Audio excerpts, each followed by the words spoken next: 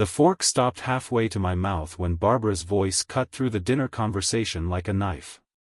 "Well, at least Jane married someone," she said, her eyes fixed on me with that familiar look of disgust. "Even if he's just a glorified office worker who can barely afford to keep my daughter fed." The table went silent. 23 family members stared at me, waiting for my response. My wife Jane sat beside me, her face turning red, but not from embarrassment for her mother's words.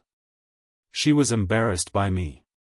I set my fork down carefully, my hands trembling slightly. This wasn't the first time Barbara had humiliated me in public, but something about this moment felt different.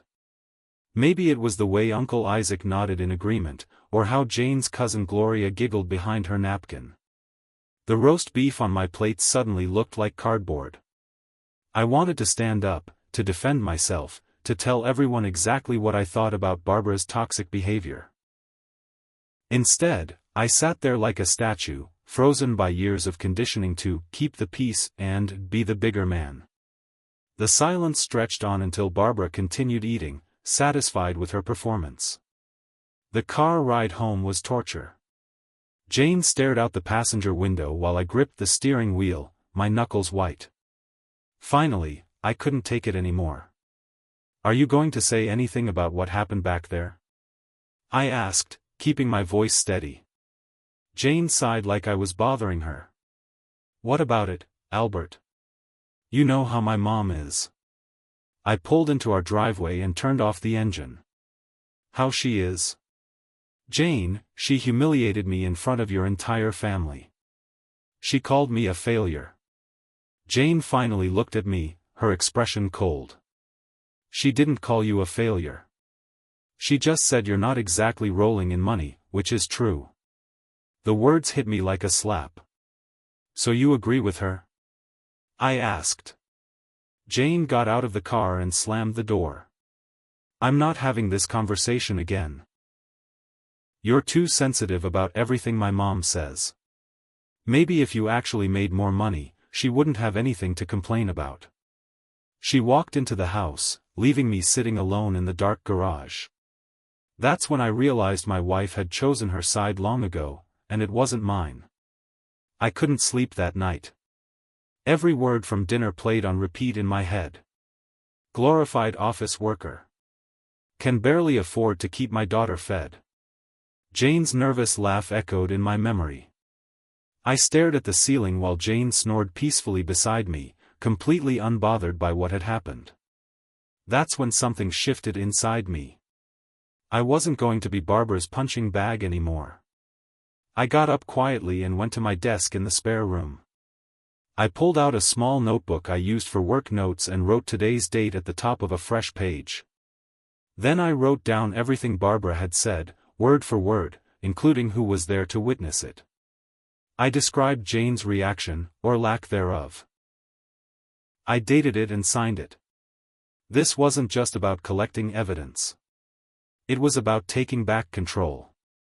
For 3 years, I'd endured Barbara's constant insults, her snide reports about my job, my appearance, and my worth as a husband. I'd stayed quiet because Jane always begged me to not make waves with her family. But tonight showed me something important. Jane wasn't going to defend me. If I wanted respect, I'd have to demand it myself. Over the next few weeks, I started paying closer attention to Barbara's behavior. At Jane's birthday dinner, she made a comment about how some people couldn't even afford to take their wives on proper vacations.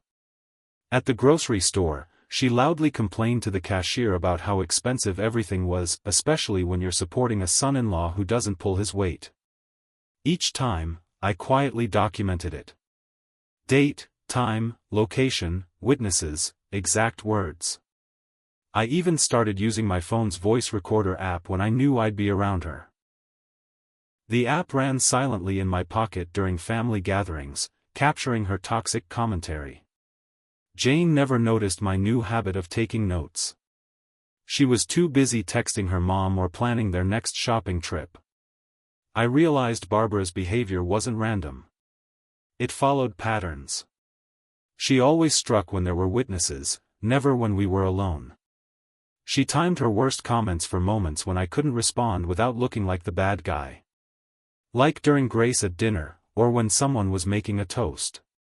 She was strategic about her cruelty, which meant I needed to be strategic about my response. The notebook grew thicker with each family event. I decided to try one more time with Jane. On a quiet Sunday morning, I made her favorite breakfast and sat across from her at our kitchen table. "Honey, we need to talk about your mother," I said gently. Jane immediately stiffened. "Albert, please don't start." I pressed on. "She's been increasingly hostile toward me, and it's affecting our marriage. Yesterday at your cousin's baby shower, she told 3 different people that you married beneath yourself." Jane set down her coffee mug hard. "Maybe she's not wrong," she snapped. "You work at an insurance company, Albert. You're not exactly setting the world on fire." The word stung, but I tried to stay calm. "I make good money. We have a nice house, reliable cars, we take vacations. What more do you want?" Jane stood up, her face flushed with anger. "I want a husband my family respects. I want someone my mother doesn't have to make excuses for." She stormed out of the kitchen, leaving her breakfast untouched. That conversation told me everything I needed to know. Jane wasn't going to change. She was going to keep choosing her mother over me, over our marriage. The loneliness I felt in that moment was crushing. The phone call came on a Tuesday evening. I almost didn't answer because I didn't recognize the number, but something made me pick up. "Albert? This is Jason, Jane's cousin." I remembered Jason from family gatherings. He was quiet, usually kept to himself. "Hey Jason, what's up?" There was a pause. "Look, I probably shouldn't be calling, but I was at dinner Sunday night, and I heard what Aunt Barbara said about you. That wasn't okay." My heart jumped. Finally, someone had witnessed her behavior and acknowledged it. "It's been going on for years," I admitted. Jason sighed. "I know. We all know. Look, most of the family thinks she's out of line, but nobody wants to deal with her drama if they speak up. She's intense." This was the first time anyone in Jane's family had reached out to me directly. "I appreciate you calling," I said. "It means a lot to know I'm not crazy." Jason was quiet for a moment. "You're not crazy, Albert. Aunt Barbara has issues. She's done this to other people too. My dad won't even come to family dinners anymore because of her." For the first time in months, I didn't feel completely alone. Someone had seen what I was going through. Jane's birthday party was held at her parents' house, and I knew Barbara would be on her worst behavior. She always performed extra for special occasions. I tucked my phone in my shirt pocket with the voice recorder running. The party went well until gift time. Jane opened presents from various family members while everyone gathered around. When she got to Barbara's gift for me, my stomach dropped. It was a book titled, How to Be Successful for Dummies. The room erupted in laughter. "I thought Albert could use some professional development," Barbara announced proudly. "Maybe learn how to climb that corporate ladder instead of staying stuck on the bottom rung." More laughter. I looked at Jane, hoping she'd defend me, but she was giggling too. "Mom, you're terrible," she said, but her tone was affectionate, not disapproving. I held the book and smiled, playing along like I always did. "Thanks, Barbara. Very thoughtful." Inside, I was burning with rage. Everyone was laughing at me, enjoying my humiliation. Even Jane found it amusing. But I kept smiling, because that's what I'd been trained to do.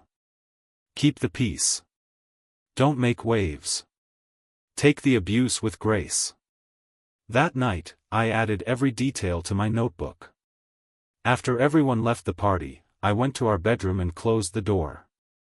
Jane was in the bathroom, washing off her makeup and chatting about how much fun the party had been. I sat on the edge of our bed and finally let the mask drop. The humiliation, the loneliness, the anger I'd been suppressing for years came flooding out. I buried my face in my hands and cried. Not just about the book, but about everything. About feeling like a stranger in my own marriage. About being treated like a family joke. About my wife caring more about her mother's approval than my dignity. Jane came out of the bathroom and saw me. "What's wrong with you?" she asked, not with concern but with irritation.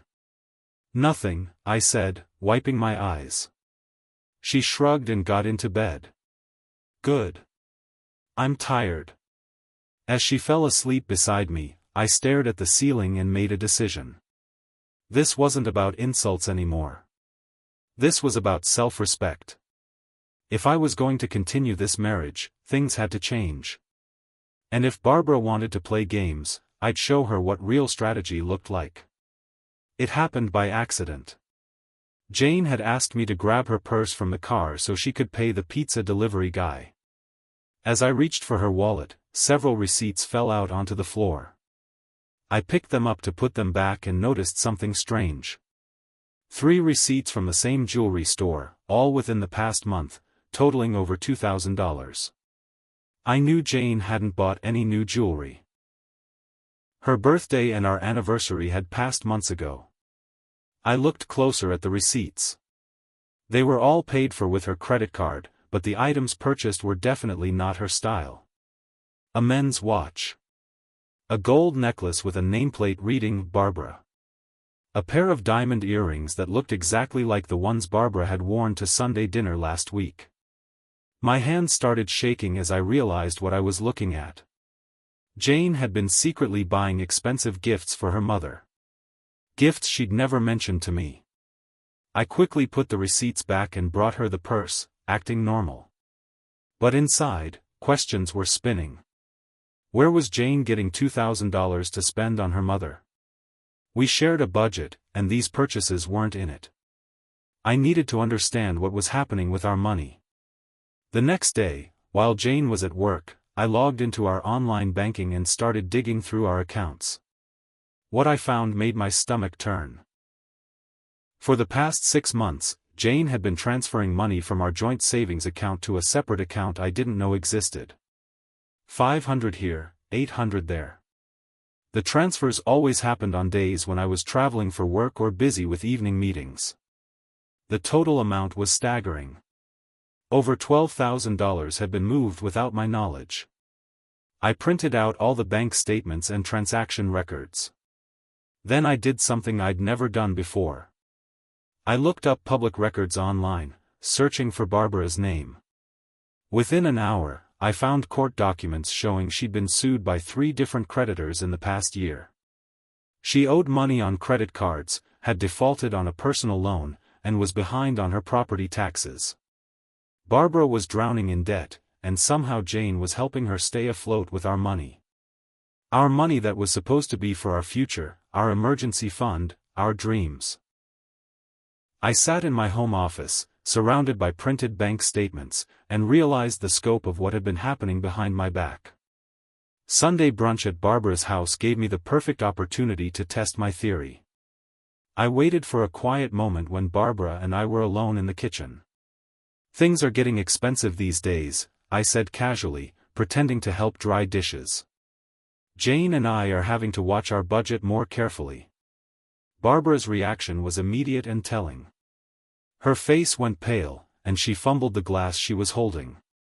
"Oh, well, everyone's feeling the pinch," she said quickly, avoiding eye contact. "I'm sure you two are fine." I pressed a little harder. "Yeah, we're okay, but we've had some unexpected expenses lately. Nothing major, just had to dip into savings a few times." Barbara actually dropped the glass she was drying. It shattered on the kitchen floor, and she bent down frantically to clean it up. "I'm so clumsy," she mumbled. "Must be getting old." But I saw her hands shaking as she picked up the pieces. When Jane came into the kitchen and saw the broken glass, Barbara quickly blamed it on her arthritis acting up. The woman who had spent 3 years calling me weak and incompetent was trembling because of a casual comment about money. I knew I was onto something big. The proof came in the form of Jane's laptop, left open on our kitchen counter while she showered. I wasn't trying to snoop, but a bank notification popped up on her screen. Before I could look away, I saw it was for an account transfer. Against my better judgment, I clicked on it. What I found was worse than I'd imagined. Not only had Jane been secretly transferring money to her mother, but she'd also taken out a personal loan using our house as collateral. Without my knowledge. Without my signature. The loan documents showed she'd forged my signature on the application, claiming I was aware and approved of the loan. $25,000 had been approved and deposited directly into Barbara's personal account. I took screenshots of everything and emailed them to myself before closing the browser. My wife had committed fraud to give her mother our money. My hands were shaking as I realized the depth of their betrayal.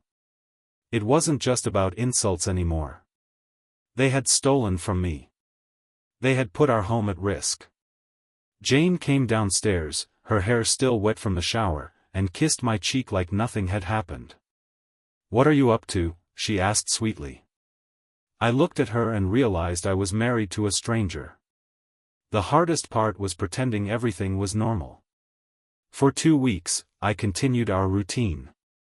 I made breakfast, went to work, came home for dinner, and watched TV with Jane. All while knowing what she'd done. She had no idea I'd discovered the loan, the transfers, the forged signature. She even complained about money being tight, how we needed to cut back on expenses. The audacity was breathtaking. Meanwhile, I used those 2 weeks to gather more evidence. I contacted the loan company and requested copies of all documents, claiming I needed them for tax purposes. They sent everything, including clear images of the forged signature. I compared it to my real signature on other documents. The differences were obvious. I also hired a private investigator to look into Barbara's financial situation. The report confirmed what I'd suspected. She was in debt up to her eyeballs and had been using Jane as her personal ATM for months. The investigator even found evidence that Barbara had been coaching Jane on how to hide the money transfers. They had been planning this together. Every family dinner where Barbara insulted me, every moment Jane failed to defend me, they were laughing behind my back while stealing my future. I volunteered to host the next big family gathering at our house. Jane was surprised but pleased. "That's so sweet of you, honey," she said. "Mom will be impressed that you're finally stepping up." The irony was perfect. I told her I wanted to show the family that I could be a good host, that maybe her mother would see me differently. Jane ate it up, probably thinking she'd finally trained me to seek Barbara's approval. I spent weeks planning the dinner. Menu, seating arrangements, conversation topics. But my real preparation was happening in my office. I organized all my evidence into a presentation. Bank statements, loan documents, recordings of Barbara's insults, screenshots of text messages I'd found between Jane and her mother. Everything was printed, labeled, and arranged for maximum impact. I even practiced my speech in the mirror. For 3 years, they'd made me feel small. They'd convinced me I was the problem, that I wasn't good enough, that I should be grateful for the scraps of respect they occasionally threw my way. On Saturday night, with their entire family watching, that was going to change. I was going to serve them a meal they'd never forget. In the days leading up to the dinner, I had casual conversations with various family members. I called Jane's Aunt Helen, ostensibly to ask about her dietary restrictions. During our chat, I casually mentioned how important honesty was in relationships. "Trust is everything," I said. "Once that's broken, it's hard to rebuild." I had similar conversations with Uncle Isaac and Cousin Gloria. Always subtle, never direct. Just planting seeds about the importance of financial responsibility, the dangers of debt, how family members sometimes take advantage of each other. I could tell some of them were starting to think about Barbara's behavior differently. Jason called me again during this time. "You seem different lately," he said. "More confident." I told him I'd been doing some soul-searching about what I deserved in life. "Sometimes you have to stand up for yourself," I said. "Even when it's uncomfortable." He agreed completely. "I've been thinking about what we talked about before. About Aunt Barbara. Maybe it's time someone called her out." I didn't tell him what I was planning, but I could sense he was ready to hear the truth. The whole family was ready, whether they knew it or not. The turning point came unexpectedly. We were at Jane's cousin's wedding reception, and Barbara had been drinking.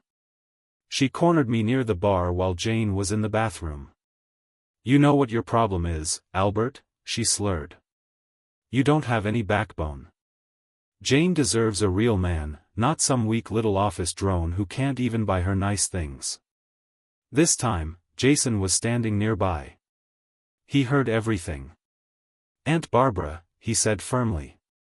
"That's enough." Barbara turned on him, her face twisted with anger. "Mind your own business, Jason. This is between me and my disappointment of a son-in-law." But Jason didn't back down. "No, it's not. This is about you being cruel to someone who's been nothing but respectful to you for years." Other family members started gathering, drawn by the raised voices. Barbara realized she'd gone too far in front of witnesses she couldn't intimidate. "He's too sensitive," she muttered, but the damage was done. Uncle Isaac looked embarrassed.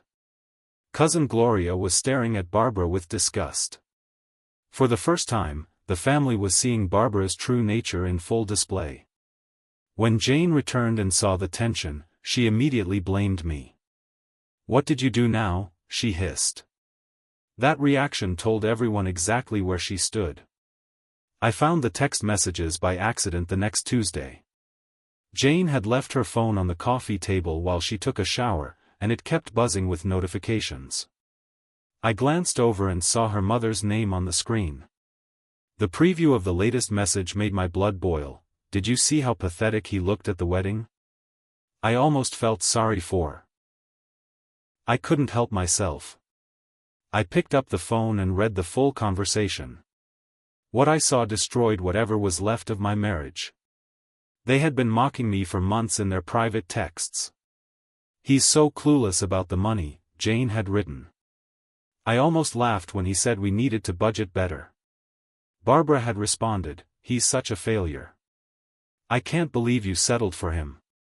My friends all ask what you see in him." Jane, the house is in both our names, so I'm stuck for now. But once Mom gets back on her feet, maybe we can figure something out.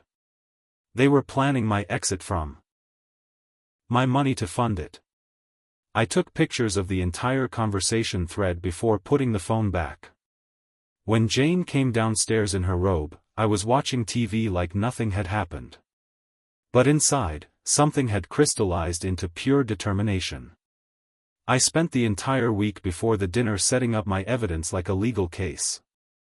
I had 3 main folders: Barbara's debts and financial problems, Jane's secret money transfers and forged loan documents, and recordings of every insult and cruel comment from the past year.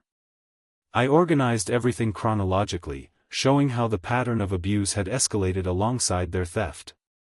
I made copies of everything, just in case.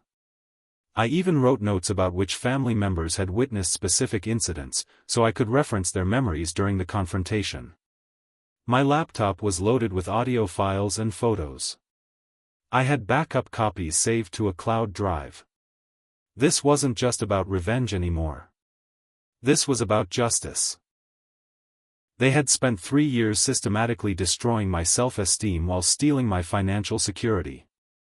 They thought I was too weak, too passive, too sensitive to ever fight back. They were about to learn how wrong they were. The night before the dinner, I couldn't sleep. Not from nervousness, but from anticipation. For the first time in years, I felt powerful. Tomorrow, the truth would finally come out, and there would be nowhere for them to hide. Saturday evening arrived, and our house filled with Jane's family. I played the perfect host, taking coats, serving drinks, making small talk. Barbara arrived fashionably late, wearing the diamond earrings Jane had secretly bought her with our money. She made her usual entrance, holding court in our living room, accepting compliments on her jewelry. "Oh, these old things," she said with false modesty. "Jane has such good taste. If only they knew the truth." Dinner went smoothly for the first hour. I served the meal I'd spent all week preparing, and everyone complimented the food. Barbara even grudgingly admitted I'd done a good job, though she managed to make it sound like a surprise. "Maybe Albert missed his calling," she said. "He should have been a chef instead of wasting away in that office." A few people laughed politely, but I noticed some uncomfortable glances. Then, right on schedule, Barbara started her usual performance. "Speaking of careers," she continued, "Jane tells me your company is downsizing. I hope you're not too comfortable in that little cubicle of yours."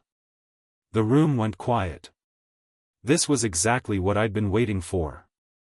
I set down my fork and looked directly at Barbara for the first time all evening. The conversation at the table stopped.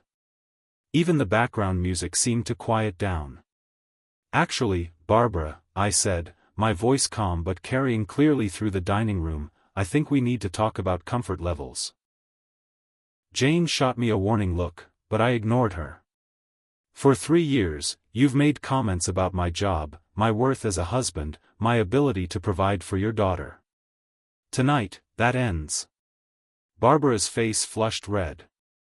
"How dare you speak to me like that in your own house," she started, but I held up my hand. "No," I said firmly. "You don't get to talk anymore. You've had 3 years to say whatever you wanted about me. Now it's my turn." The entire table was staring at us.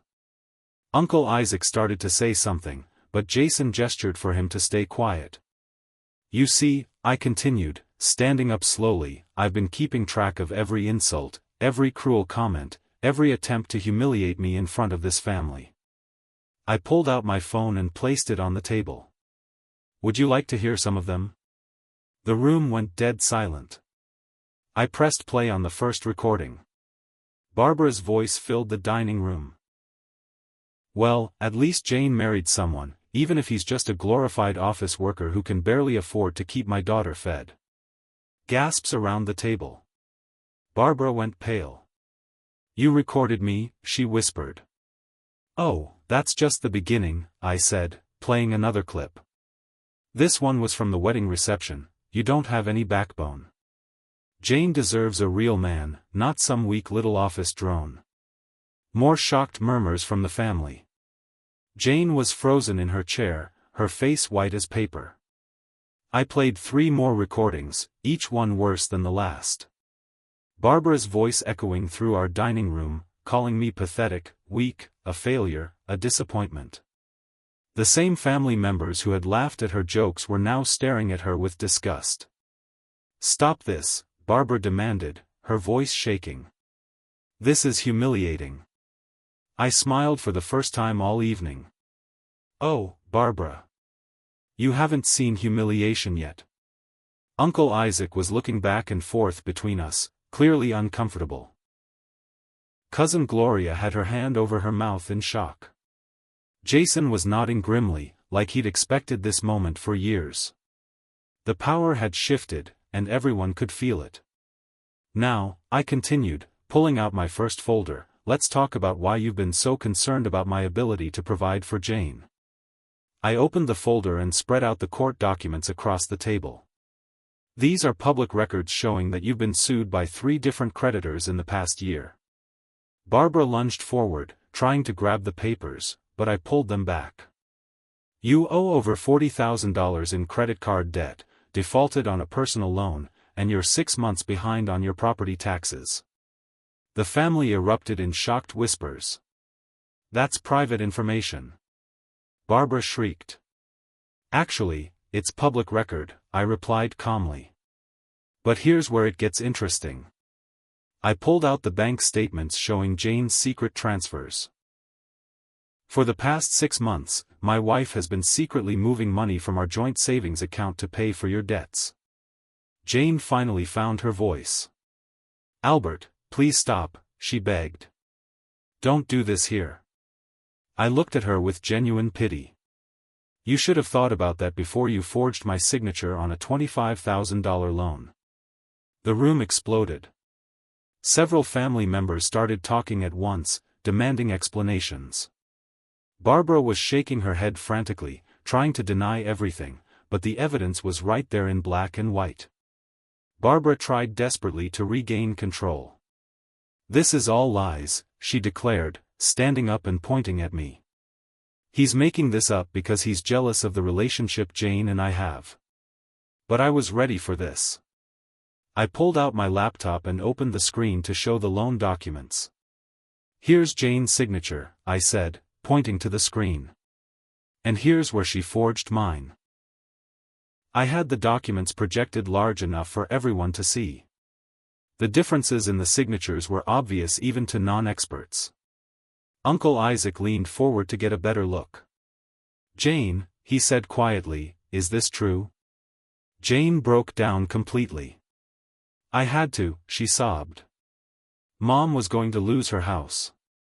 The creditors were calling every day. But that just made it worse. Cousin Gloria stood up from the table. So you stole from your husband to bail out your mother, who's been verbally abusing him for years? The accusation hung in the air like a toxic cloud. Barbara made one last desperate attempt. You don't understand, she pleaded with the family. Albert has never been good enough for Jane. I was trying to protect her. That's when Jason stood up. Protect her from what, Aunt Barbara? From a man who worked hard, paid the bills, and treated her well? The only person Jane needed protection from was you. The room had turned completely against them. Uncle Isaac was shaking his head in disgust. Cousin Gloria was comforting her boyfriend, who looked shocked by the family drama. Even Jane's younger brother was staring at his mother and sister with disappointment. There's one more thing, I said quietly, and the room fell silent again. I pulled out printouts of the text messages between Jane and Barbara. These are from last week. I read them aloud, Jane writing about how pathetic and clueless I was, Barbara calling me a failure, their discussion about getting me out of the picture once Barbara's finances were stable. The cruelty in their words, exposed in front of the entire family, was devastating. Jane was crying openly now, but they weren't tears of remorse. They were tears of humiliation at being caught. I want a divorce, I announced calmly. And I want every penny of the stolen money returned. The house is in both our names, but the loan was fraudulent, so that's going to be Jane's problem to solve. I looked around the table at the shocked faces. Barbara, you're no longer welcome in my home. Jane, you have 30 days to decide if you want to try to salvage this marriage by cutting your mother off completely, or if you want to join her in bankruptcy court. The dinner party ended with Barbara storming out, screaming about lawsuits and family loyalty. Half the family followed her, not to support her, but to continue the argument in the driveway. Jane locked herself in our bedroom, still crying. The remaining family members helped me clean up, apologizing for years of standing by while Barbara abused me. Jason stayed the longest. I should have spoken up sooner, he said. We all should have. I shook his hand. It's over now. 6 months later, I was living in a downtown apartment, divorced and financially secure. Jane had been forced to sell our house to pay back the fraudulent loan, and Barbara had filed for bankruptcy. Word of their scheme had spread through their social circle, destroying Barbara's reputation completely. She'd lost most of her friends and was working at a retail store to make ends meet. Jane moved back in with her parents, who were now openly questioning the decisions both women had made.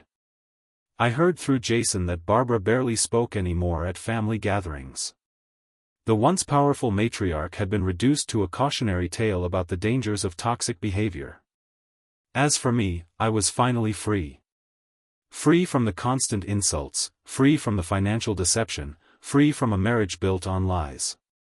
Sometimes the best revenge isn't getting even, it's simply refusing to be a victim anymore.